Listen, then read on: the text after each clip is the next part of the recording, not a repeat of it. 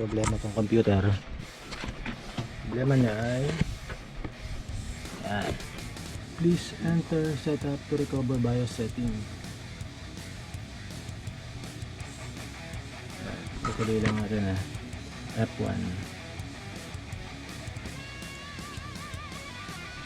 So gusto pupunta lang tayo ng babalik na tayo.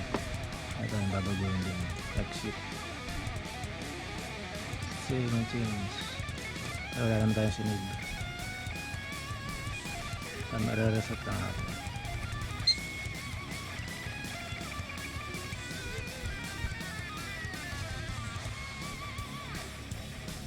Ang problem dyan sa BIOS setting na yan, hula ko lang pero kasi nga pangalawang na ito, restart ko. Makabalik ko sa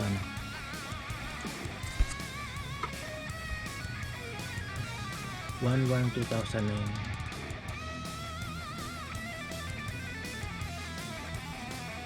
Umaga nga ngayon pero 7 o'clock pa lang. 7 to 8 na dito.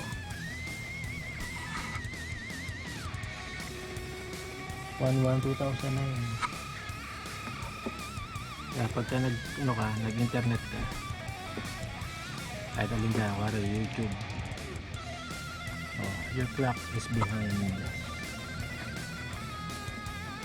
Kahit na ayusin mo yan pagka na-reset mo, pag nag-shutdown ka na tapos nagbukas ka ulit, babalik ka ulit sa ganito, kahit na ibalik mo sa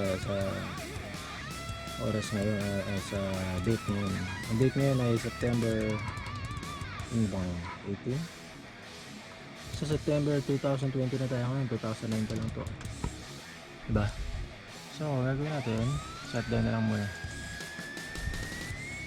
BIOS setting, pagka ganun yun sa time,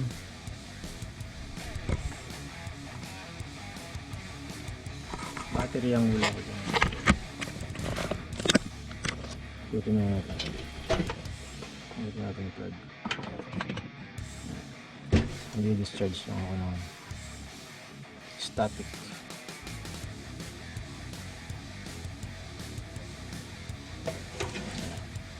Gawin natin yung battery. Ito yung battery ng BIOS.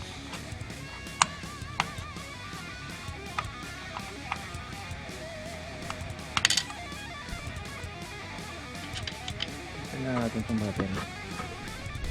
Battery ay CR2032.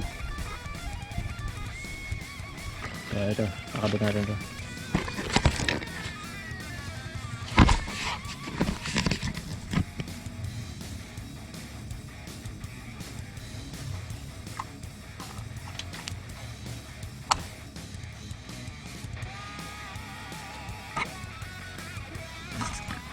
Ayan.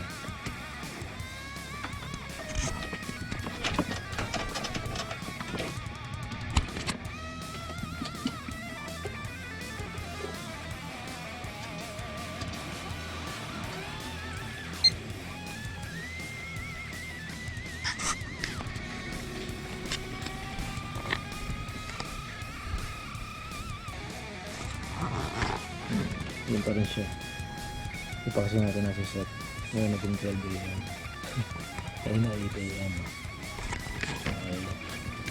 Set natin siya. Date.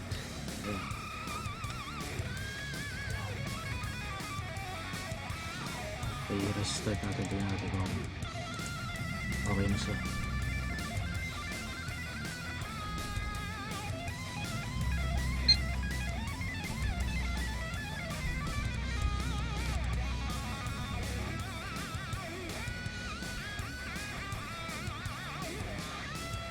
Ayun, hindi na siya pumunta sa BIOS setting, diba?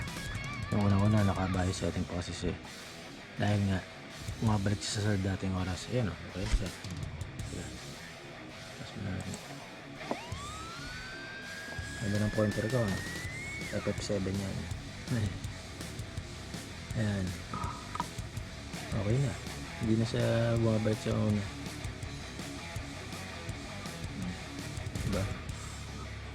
2020 na ulit. Saka hindi na siya pumupunta sa BIOS setting. Dahil nga, yung battery niya, lobat na nun. So ayan, napalitan na natin. Okay na siya. Okay? Sana may natutunan kayong idea. Kahit na hindi naman ako professional sa ganito. Ano lang yan, tawag yan troubleshooting. Okay, thank you very much for watching. See you again next time. Marami akong klaseng vlog eh. So, iba-iba yung mga panel niya. Okay, bye.